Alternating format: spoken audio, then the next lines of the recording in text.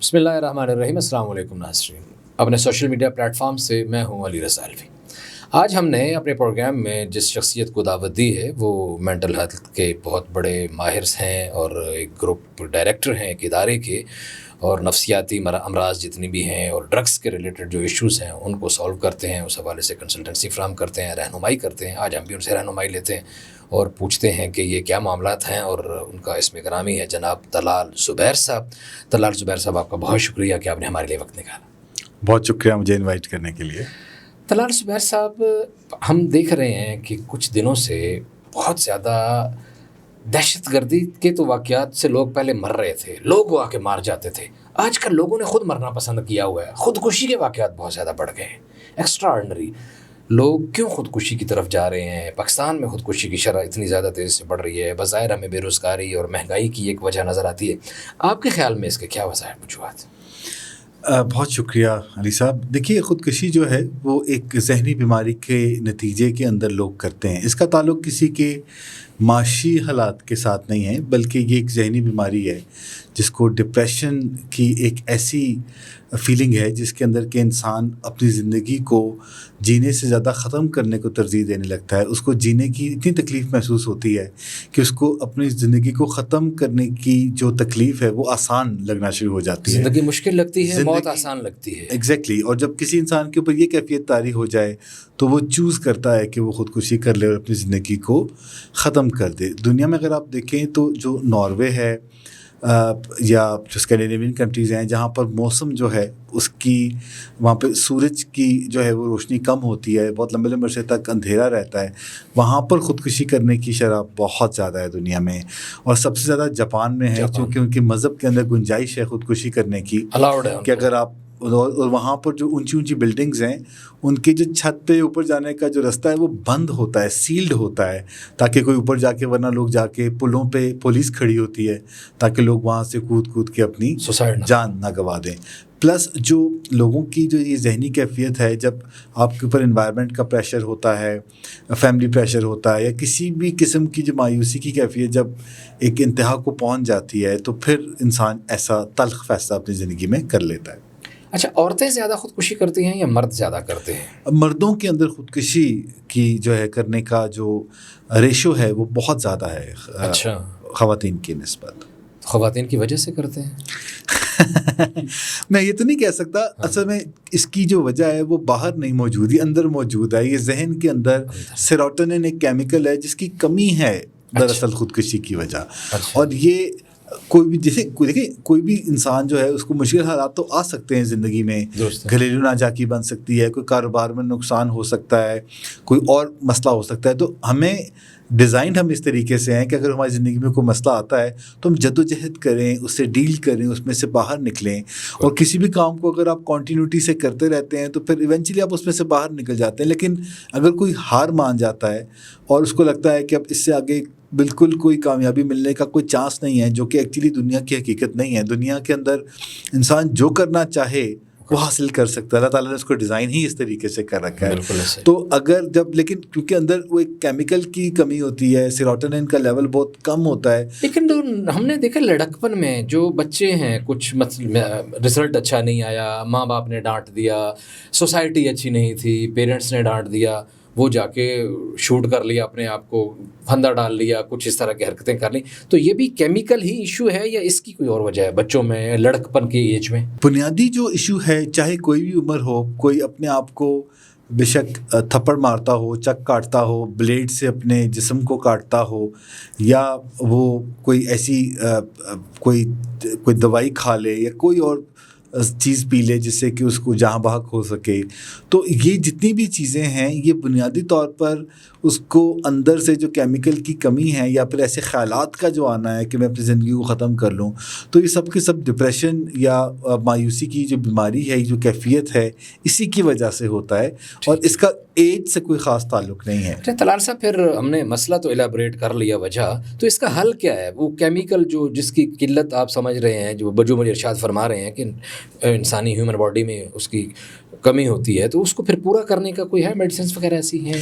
بالکل، بہت زبردست علاج اس کا موجود ہے، لیکن اس کے دو حل ہوتے ہیں. ایک تو جو بندہ جو خود مایوسی کی کیفیت کے اندر ہوتا ہے تو اس کے لیے فوری طور پر اس سے باہر نکلنا ممکن نہیں ہوتا، چونکہ اگر وہ اس لیول پر ہو کہ وہ باہر نکل سکے تو پھر تو وہ ایسا آپٹ ہی نہ کرے. اس جگہ پہ نہ تو پہنچے. ایسے لوگ جو کہ ان کے گھر والے ہوتے ہیں، دوست احباب ہوتے ہیں، کالج اسکول میں کوئی ٹیچرز ہوتے ہیں یا ورک پلیس پہ جو ان کے کولیگز ہوتے ہیں، وہ بنیادی طور پر اگر واچفل رہیں کہ ایسا بندہ جو اپنی زندگی کو ختم کرنے کی بات کر رہا ہے، جسے سوسائڈل آئیڈیشن کہتے ہیں، دماغ میں خیالات آ رہے ہیں کہ میں زندگی کو ختم کر لوں، تو اگر کوئی بندہ ایسی بات کرتا ہے یا کوئی بندہ اپنے آپ کو کوئی کاٹتا ہے یا نقصان پہنچاتا ہے یا اپنی ساری کی ساری جو بلانگنگ ایسٹس ہیں وہ کسی کو دے دینا چاہتا ہے اور وہ نہ جینے کی باتیں کرتا ہے اور ایسے لوگوں کو یاد کرتا ہے جو دنیا سے چلے گئے اور زاروں قطار روتا رہتا ہے، سوشلی وڈرا کر جاتا ہے، تو ایسی یہ نشانیاں ہوتی ہیں جس کے اوپر گھر والوں کو نظر رکھنے کی ضرورت ہوتی ہے. اگر ایسا کچھ ہے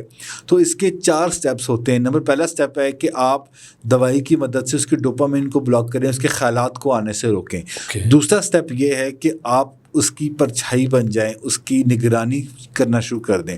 تیسرے نمبر پہ آپ اس کے اندر انڈورفین پیدا کریں، جو یا تو واک ایکسرسائز سے پیدا ہو سکتی ہے یا پھر کسی قسم کے نارکوٹکس کو دینے سے پیدا ہو سکتی ہے، تاکہ اس کی فوری طور پر جو جسم اور دماغ کی تکلیف ہے وہ دور ہو جائے.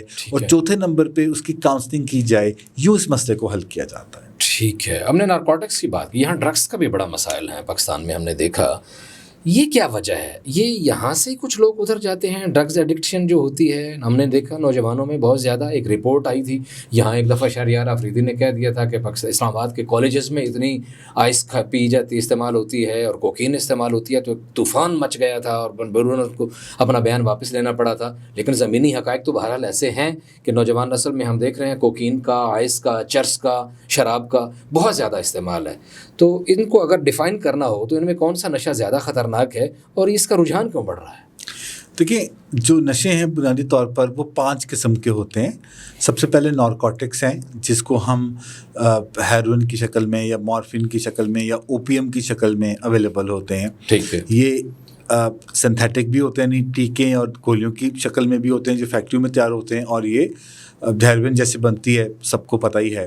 دوسرے نمبر پہ اسٹیمولنٹس ہوتے ہیں جو سینٹرل نروس سسٹم کو اٹھا دیتے ہیں، جو ہمیں جگاتے ہیں، جس میں سب سے اوپر کوکین ہے، پھر اس کے بعد آئس ہے، پھر ریٹالن کی جو ٹیبلٹس ہیں، ایمفیٹامین، جو کہ عموماً ڈاکٹرز لیتے ہیں کنسنٹریشن کو بڑھانے کے لیے، اور یہ ADHD ایک بیماری کے علاج کے اندر بھی استعمال ہوتی ہے. پھر چائے کافی اس کی بہت ہی بیسک سی شکل ہے، لیکن یہ بھی ایک اسٹیمولنٹ ہے جو ہمارے 14 طبق روشن کر دیتی ہے.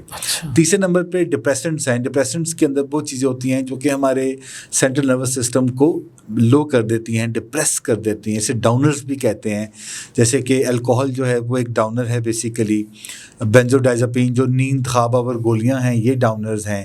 پھر تیسرے نمبر پہ چوتھے نمبر پہ جو کیٹیگری ہے وہ ہلوسینوجنز کہلاتے ہیں، جس سے ہمیں پیرانویا ہوتا ہے، ہمارے اندر وہم آ جاتا ہے، ایسے خیالات آتے ہیں، آوازیں سنائی دیتی ہیں، کچھ چیزیں دکھائی دیتی ہیں، کچھ اسمیلز آتی ہیں، کوئی ایسے ذائقہ منہ میں آ جاتا ہے، جسم پہ کوئی کیڑیاں چلتی ہوئی محسوس ہوتی ہیں جن کا حقیقت سے کوئی تعلق نہ ہو. یہ بھی بیماری ہے. یہ بھی ہیلوسینوجن جو ہے یہ قسم ہے ڈرگ کی چوتھے نمبر پہ.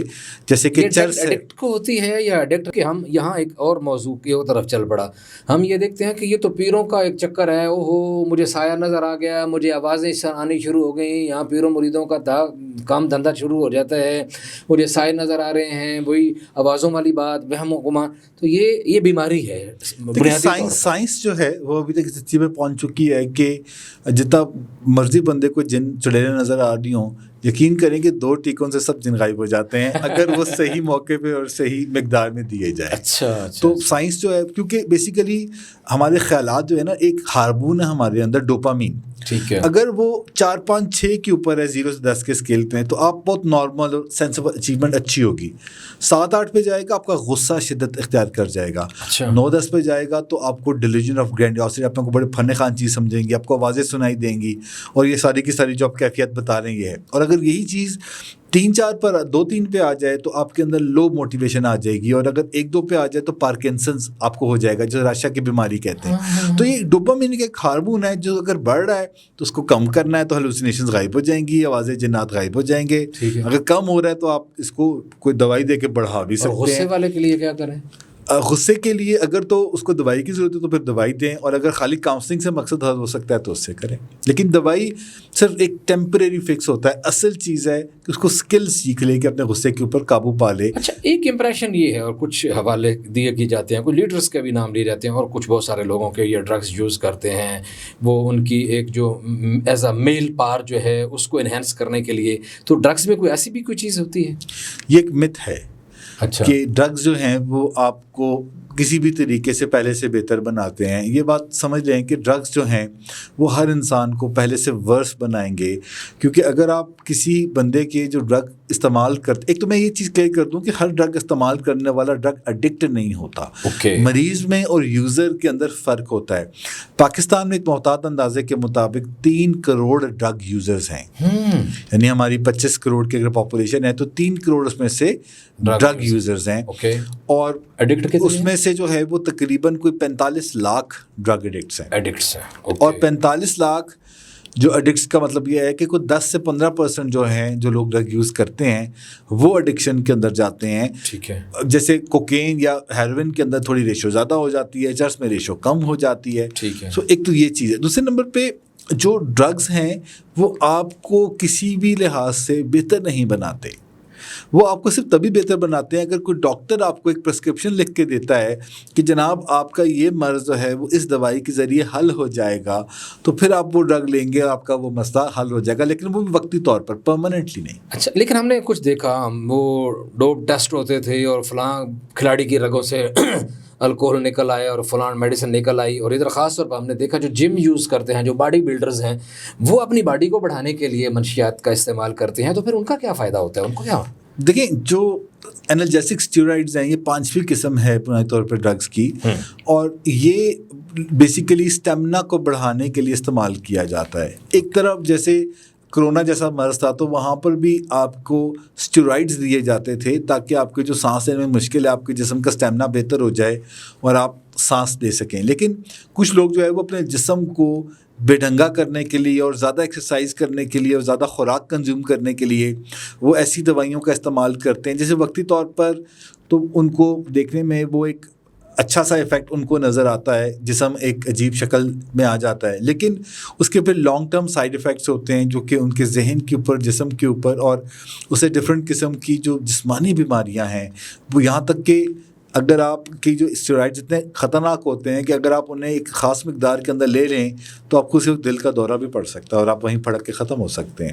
تو اس لیے یہ ایک بہت ہی خطرناک چوائس ہے. آپ دیکھیں, اللہ تعالیٰ نے انسان کو ویسے خوبصورت بنایا ہوا ہے. یہ ہمیں لگتا ہے کہ ہم خوبصورت نہیں اور ہم کچھ اور کر کے بہت خوبصورت دکھیں گے. جیسے آپ نے فرمایا کہ جو لوگ بھاگتے ہیں یا گیمز کھیلتے ہیں وہ اپنی بھی اسٹیمنا بلڈنگ کے لیے لیتے ہیں, جس کو پھر ڈوپ ٹیسٹ جو ہے وہ اسپاٹ ٹیسٹ کیا جاتا ہے. کسی کا نکل آئے جو اس کو ڈسکوالیفائی اس لیے کر دیتے ہیں کہ آپ کو اپنی نیچرل پیس کے اوپر یہ کام کرنے ہوتے ہیں, کیونکہ اللہ تعالیٰ نے ہمیں جیسے ڈیزائن کیا انڈورنس تو ہم اپنے اندر ڈیولپ کر سکتے ہیں. ہمیں ٹیمپریری فکس اس کے لیے لینے کی ضرورت نہیں ہے کیونکہ اس کے بہت برے سائیڈ ایفیکٹس ہوتے ہیں. بالکل ایسے ہی ہے جیسے کہ آپ آکسیٹوسن کا ٹیکہ لگا کے بھینس سے زیادہ دودھ تو لے سکتے ہیں, لیکن پھر اس بھینس کی صحت کے ساتھ جو ہوتا ہے وہ ہم سب دیکھتے ہیں اپنے روزمرہ. آخری سوال, بہت سارے ہم نے دیکھا ہے انسداد منشیات سینٹرز بنے ہوئے ہیں, ریہیبلیٹیشن سینٹرز.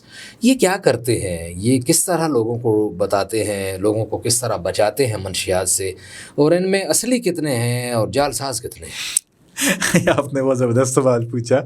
دیکھیں, یہ آپ کا جو اشارہ ہے وہ میں سمجھ رہا ہوں کہ 96% سے زیادہ جو ٹریٹمنٹ سینٹرز بنے ہوئے ہیں وہ ایکچولی علاج گاہیں نہیں ہیں, وہ ایک خالی ایسی گاہیں ہیں, رہائش گاہیں ہیں.